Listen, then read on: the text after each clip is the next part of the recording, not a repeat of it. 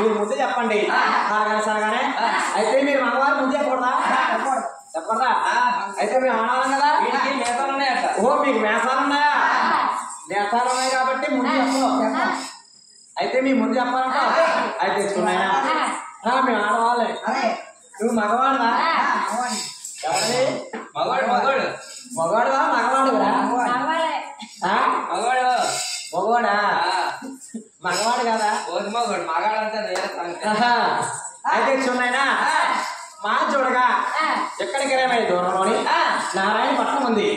నారాయణపట్నం వేరే చక్రవర్తి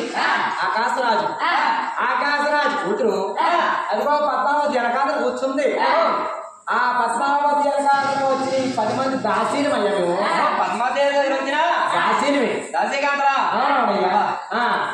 అయితే రాజా మా ఊరి పేరు చెప్పాం కదా ఇద్దరికి మీ ఊరి పేరు ఏం పేరయ్యా? ఊరు లేదమ్మా.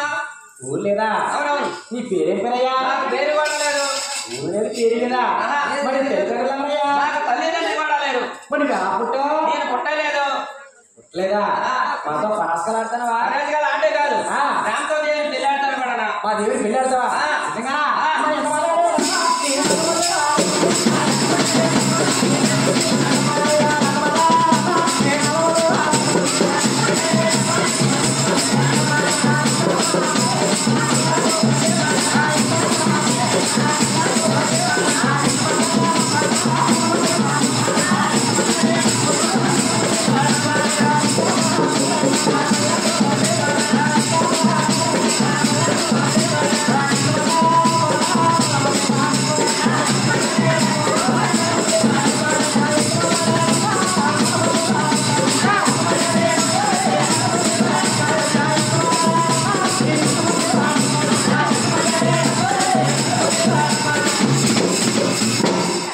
ఎంత మాట్లాడాడు నానపోతాడు అనగాని చెప్పేసి రాజు అప్పతో కొడతానట. కొడుతుంటే పద్మావతి మాట్లాడికి కొట్టండి అన్నదట. కొట్టొద్దు అన్నదట. ఎందుకు అంటాడు అన్నదట. ఎందుకు అనలేదు అన్నదట. చక్కని పద్మావతి కూడా ఆ స్వామివారి వెనకడ బాగా వెళ్ళిపోతుంటే చక్కని పద్మావతి అలా మాట్లాడుతుంది. అలా మొత్తం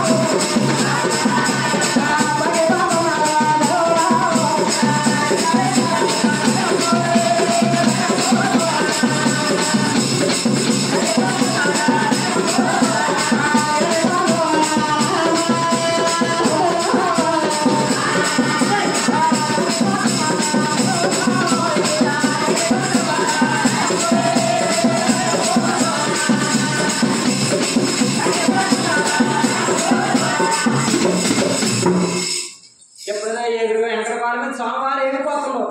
పద్మావతి మాటల సందరూ మోర్చ వెళ్ళిపోయింది.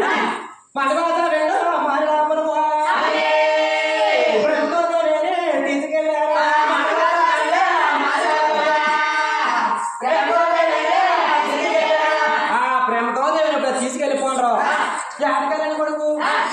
వచ్చినాడట ఇంటికి వచ్చిన తర్వాత కొడుకోయ్ శ్రీనివాస నీ ఒళ్ళలో దెబ్బలేంటయ్యా అలాగని సరగానే అమ్మోయ్ ఆ సాయకడుగులోని పెద్ద పుల్లు లేని తిప్పుల చింకలు ఉన్నాయి కదా వాటితో ఆటలాడేటప్పుడు ఆ కూరతో మనం పుచ్చుకొని నా ఒళ్ళంతా రక్కలు పడ్డాయమ్మా అలాగని సరగానే వేడి చెట్టు పాలు తెచ్చిందట జిడ్డు తెచ్చి దూరు తెచ్చి సోమవారి గాయాలు మారిపోతుందట ఆ మారిపోయిన తర్వాత చూడండి ఆయన ఏ ఆడపిల్లైనా ఏ మగాడైనా ప్రేమించుకున్నారంటే ఏ ఆడపిల్ల సరే ఎక్కడైనా ఫలానా మగవాళ్ళని నేను ఫలానా దగ్గర ప్రేమించినా నన్ను పెళ్లి చేయాలని ఏ తల్లిదండ్రులతో ఏ పిల్ల చెప్పలేదు అప్పుడు శ్రీనివాసుడు ఆలోచించి పద్మావతికి నాకు పెళ్లి అవ్వాలంటే మా అమ్మతో నేను చెప్పాలి అలా అని చెప్పేసి అమ్మ కడతలే